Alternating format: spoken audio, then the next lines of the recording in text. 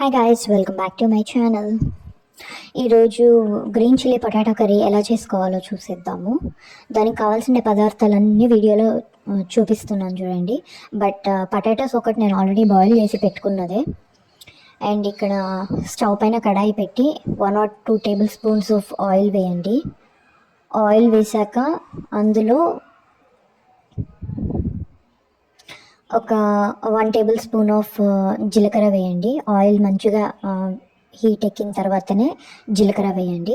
After that onions మనం ఏదైతే cut చేసి పెట్టుకున్నామో సైడ్కి, సో ఆ ఆనియన్స్ కూడా మిక్స్ చేయాలి.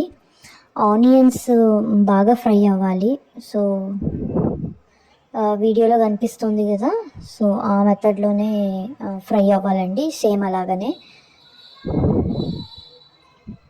కట్ చేసి పెట్టుకున్న ఆనియన్స్ వేసాక అంతా కంప్లీట్గా ఫ్రై అయిన తర్వాత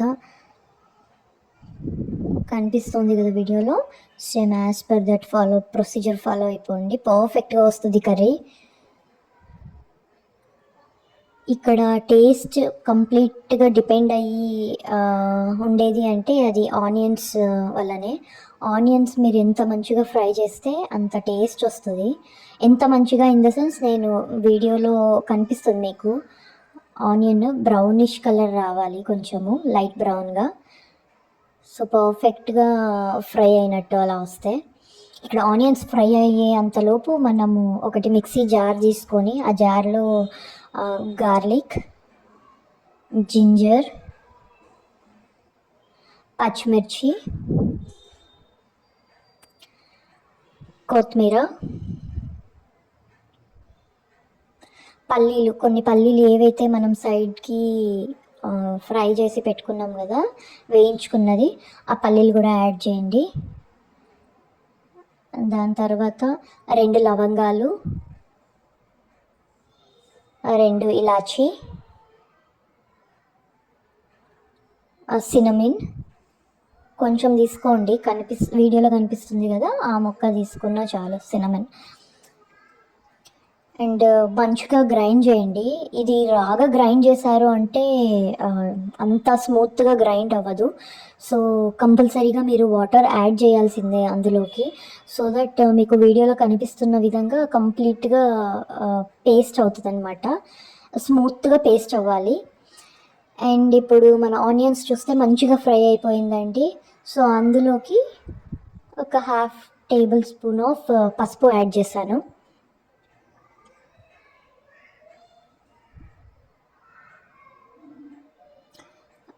ఇది ఒక 6 సెకండ్స్ ఫ్రై చేసుకుంటే చాలు, పసుపు వేసాక. అండ్ మనం ఏదైతే గ్రైండ్ చేసి పెట్టుకున్నామో ఆ పేస్ట్ని కూడా యాడ్ చేసేసాను. యాడ్ చేసి కంప్లీట్గా మిక్స్ చేయండి. అండ్ ఈ పేస్ట్ ఏదైతే ఉందో ఇందులో మనం అన్నీ పచ్చివే వేసాం కదండి, సో కంప్లీట్గా ఫ్రై అవ్వాలి. And especially ginger and garlic 2 mix చేసాం కాబట్టి జింజర్ గార్లిక్ అంత ఈజీగా ఫ్రై అవ్వదు. సో అది బాగా ఫ్రై అయ్యేంత దాకా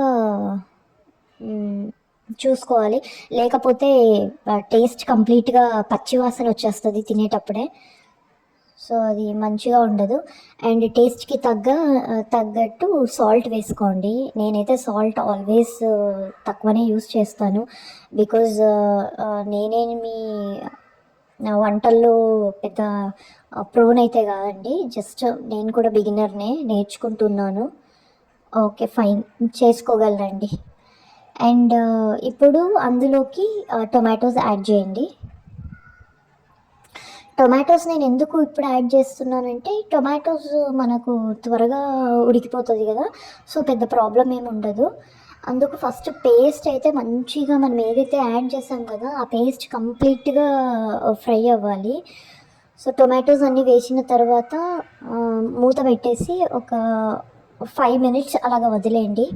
ఆలోపు సైడ్కి మనం పొటాటోస్ అన్నీ బాయిల్ చేసి పెట్టుకున్నాం కదా, అది పీల్ చేసుకొని పొట్టుని మొత్తము చిన్న చిన్న ముక్కలుగా కట్ చేసి సైడ్కి పెట్టుకున్నాను. అండ్ 5 minutes తర్వాత కడాయి తెరిచి చూస్తే కనిపిస్తుంది కదండి, అలా ఉందన్నమాట. ఆఫ్టర్ దట్ నేను మనకి గ్రేవీకి ఎంత కావాలో అంత కన్సిస్టెన్సీ, దాని ప్రకారము వాటర్ యాడ్ చేశాను నేను. వాటర్ యాడ్ చేసి అగైన్ ఒక 5 to 6 మినిట్స్ అలాగా మూత పెట్టేసి సిమ్లోనే ఉండాలండి మంట. సిమ్లోనే స్టవ్ని ఆన్లో పెట్టి వదిలేయండి. ఒక 6 మినిట్స్ టైం ఇవ్వండి, దానికి బాయిల్ అవ్వనివ్వండి మంచిగా. 6 మినిట్స్ తర్వాత చూస్తే కనిపిస్తుంది కదా, ఆయిల్ మొత్తం కంప్లీట్గా పైకి వచ్చేసిందండి. దట్ మీన్స్ పర్ఫెక్ట్గా గ్రేవీ కుక్ అయిందని అర్థము. అండ్ ఇప్పుడు ఆ గ్రేవీలో మనం పొటాటోస్ ఏవైతే చిన్న చిన్న ముక్కలుగా కట్ చేసి పెట్టుకున్నామో, ఆల్రెడీ బాయిల్డ్ పొటాటోస్, సో అది జస్ట్ యాడ్ చేసేయడమే. చాలా సింపుల్ ఉంటుందండి కర్రీ, జస్ట్ ట్రై చేయండి. ఓకే, యాడ్ చేసి ఇప్పుడు అగైన్ మనము మూత పెట్టేసుకుంటాము. మూత పెట్టే కంటే ముందు 1 table spoon of coriander powder and half table spoon of జీలకర్ర పౌడర్, ఈ రెండు కంప్లీట్గా అందులో వేసి నీట్గా మిక్స్ చేయండి.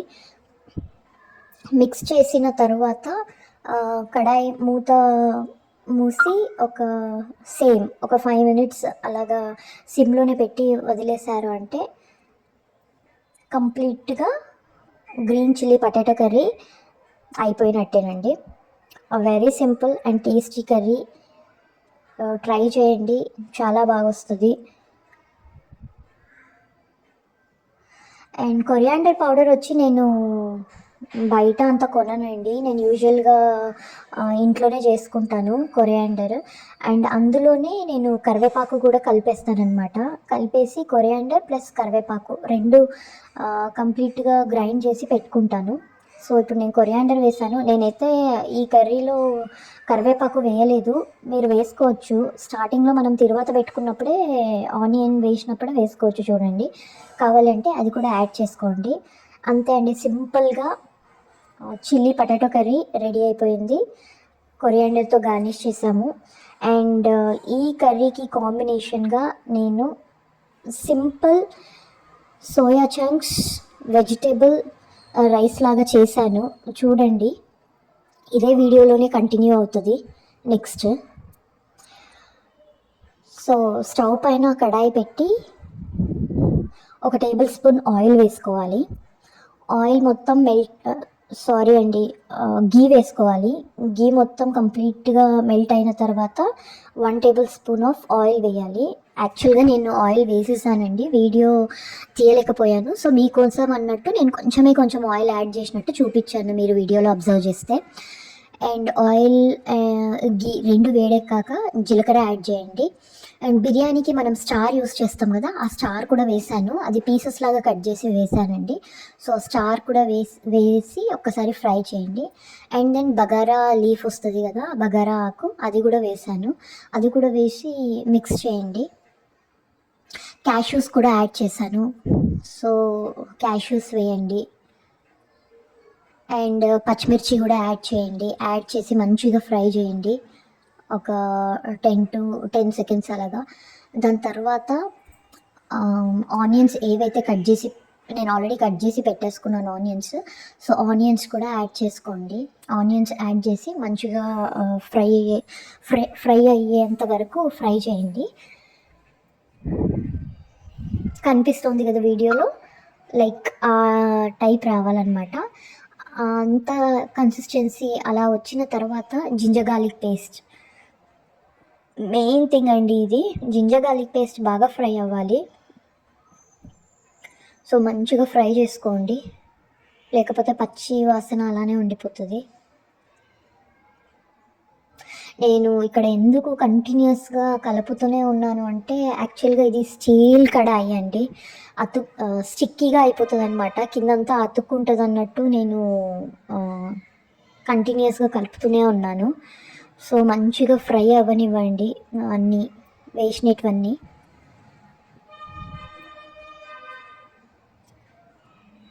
అండ్ నేను ఆల్రెడీ 1 గ్లాస్ ఆఫ్ బియ్యం నానబెట్టుకున్నాను, మీరు ఏ కొలతతోనైనా తీసుకోండి. ఆ గ్లాస్ ఏ గ్లాస్తో అయితే పెట్టుకుంటారో అదే గ్లాస్తో 2.5 గ్లాస్ ఆఫ్ వాటర్ యూస్ చేయాలి. సో దానికంటే ముందు నేను సోయా చంక్స్ని కూడా బాయిల్ చేసుకున్న హాట్ వాటర్లో కొంచెం సాల్ట్ వేసి ఒక 5 మినిట్స్ బాయిల్ చేసి ఉంటానండి. తర్వాత ఇంకొక 5 మినిట్స్ అదే హాట్ వాటర్లో అలానే వదిలేసాను. ఆఫ్టర్ దట్ అవి సోయా చంక్స్ అన్నీ తీసుకొని బాగా స్క్వీజ్ చేసి వాటర్ పోయేంత వరకు హాఫ్గా కట్ చేసుకున్న, పీసెస్ లాగా కట్ చేసుకున్న. సో ఆ పీసెస్ కూడా వేసేసానండి. వేసి మంచిగా ఫ్రై చేయాలి సోయా చంక్స్ని కూడా.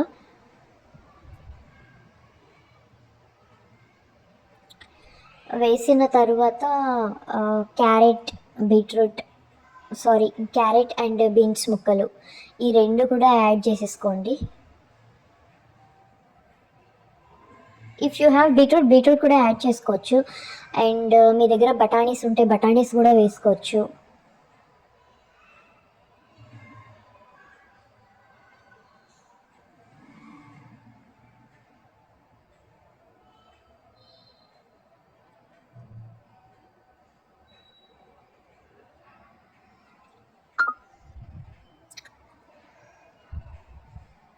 సో టేస్ట్కి తగ్గట్టు సాల్ట్ కూడా యాడ్ చేసుకోండి. యాడ్ చేసుకొని మిక్స్ వెల్.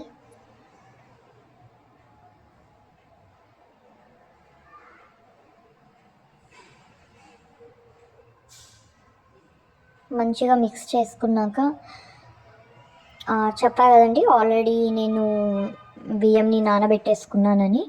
సో విత్ మెజర్మెంట్స్తో నానబెట్టేసాను బియ్యము. సో వాటర్ ఏదైతే ఉందో అది కలిపేస్తున్నాను అనమాట ఇక్కడ. మిక్స్ చేసి ఆల్రెడీ సాల్ట్ మనం యాడ్ చేసుకున్నాం కాబట్టి ఇప్పుడు టేస్ట్ సాల్ట్ కరెక్ట్గా సరిపోయిందా లేదా అని మీరు చెక్ చేసుకోవచ్చు అండి. ఇప్పుడు